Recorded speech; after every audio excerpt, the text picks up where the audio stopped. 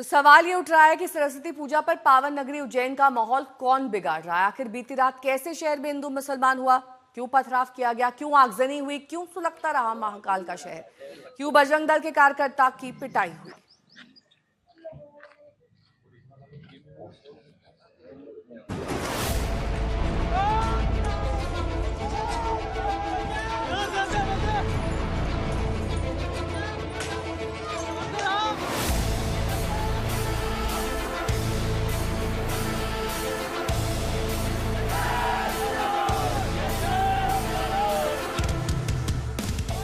महाकाल की नगरी बसंत पंचमी पर उबल पड़ी।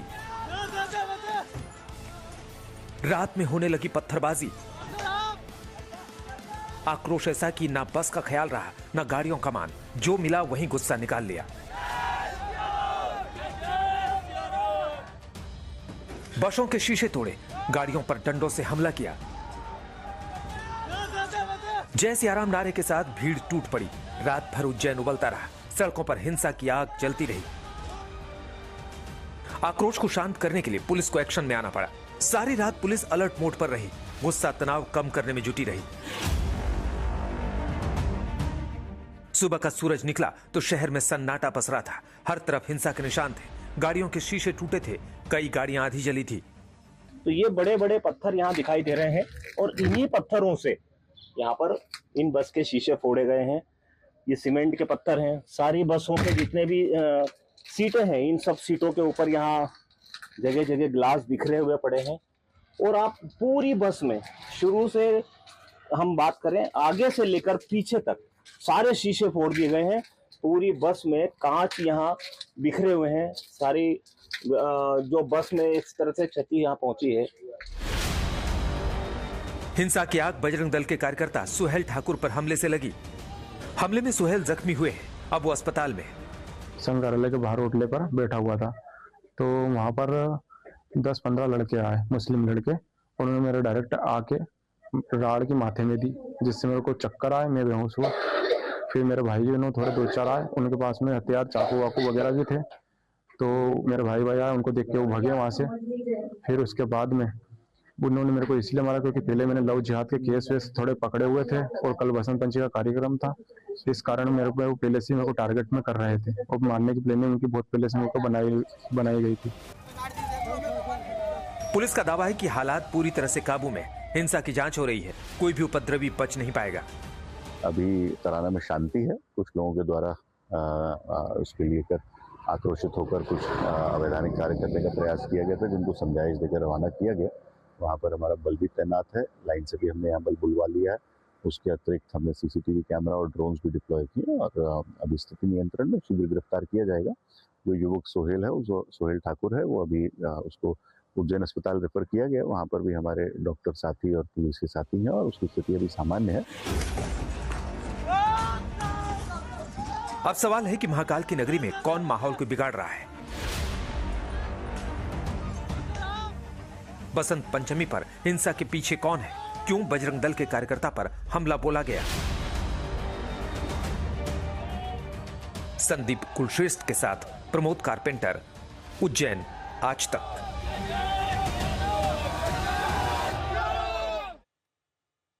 मेरे सहयोगी प्रमोद इस वक्त तमाम जानकारी के साथ जुड़ गए हैं। प्रमोद, कहां से ये मामला शुरू हुआ और इस वक्त ताजा स्थिति क्या है? देखिए नेहा, ये जो मामला है पूरा ये बीती रात को स्टार्ट हुआ था और बीती रात को जो सोहेल ठाकुर नाम का व्यक्ति है उसका किसी अन्य समुदाय के लोगों से विवाद हो गया था और दोनों में झड़प हुई थी, हाथापाई हुई थी, मारपीट हुई थी और इसी के चलते सोहेल अस्पताल में भर्ती है। मैं आपको बताना चाहूंगा कि जब इतनी बड़ी घटना हुई तो कुछ लोगों ने यहाँ पर बसों में तोड़फोड़ की, बसों में आगजनी की, उसके अलावा कुछ दुकानों को भी जलाया। मैं आपको दिखा रहा हूँ, हमारे पीछे देखिए ये बस है, इस बस में कि इतनी तोड़फोड़ है, उसकी तस्वीरें यहाँ पर स्पष्ट रूप से दिखाई दे रही है। और ये जो बस है इसके सारे शीशे फोड़े गए हैं, बड़े बड़े पत्थर जो हैं इस बस में आपको दिखाई दे रहे हैं। इसके अलावा पूरी बस को क्षतिग्रस्त किया है और ये एक बस नहीं है, इसके अलावा भी कुल 11 ऐसी बसें हैं जिन बसों को यहाँ पर तोड़ा गया है, जिनके शीशे यहाँ पर पूरी तरह से चकनाचूर हो गए हैं। साथ ही साथ पूरे नगर में 2 या 3 दुकान ऐसी भी हैं जिनको आग के हवाले किया गया है। साथ में कुछ 2 पहिया वाहन और 4 पहिया वाहन भी ऐसे हैं जिनको तोड़ा गया है।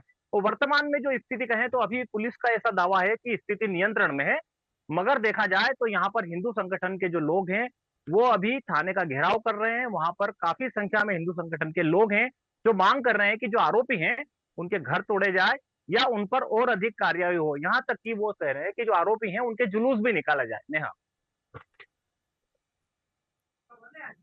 इसके अलावा प्रमोद, प्रशासन इस पूरे मामले को लेकर क्या कुछ कह रही है और आगे स्थिति ना बिगड़े उसके लिए क्या तैयारी है? हाँ देखिए, प्रशासन यहाँ पर पूरी तरह से मुस्तैद है और यहाँ पर चप्पे चप्पे पे पुलिस है। उसके अलावा प्रशासन के जो आला अधिकारी हैं वो भी यहाँ मुस्तैदी के साथ अपनी ड्यूटी निभा रहे हैं। और वो हमारी जिस तरह से एडिशनल एसपी से बात हुई, उनका कहना है कि यहाँ स्थिति अभी काफी नियंत्रण में है, जो भीड़ है उस पर काबू कर लिया है। इसके अलावा जो 6 लोग ऐसे थे जिन्होंने इस पूरे मामले में घटना को अंजाम दिया था, उनके खिलाफ एफआईआर हुई है, जिसमें से 5 लोगों को अभी गिरफ्तार कर लिया है और एक व्यक्ति जो है पुलिस की गिरफ्त से बाहर है। मगर पुलिस बता रही है कि अभी स्थिति यहाँ नियंत्रण में है, अभी कोई ऐसी स्थिति नजर नहीं आ रही है। चूंकि आज शुक्रवार भी है, जुम्मे की नमाज भी होना है, तो वो भी नमाज यहाँ पर हो रही है।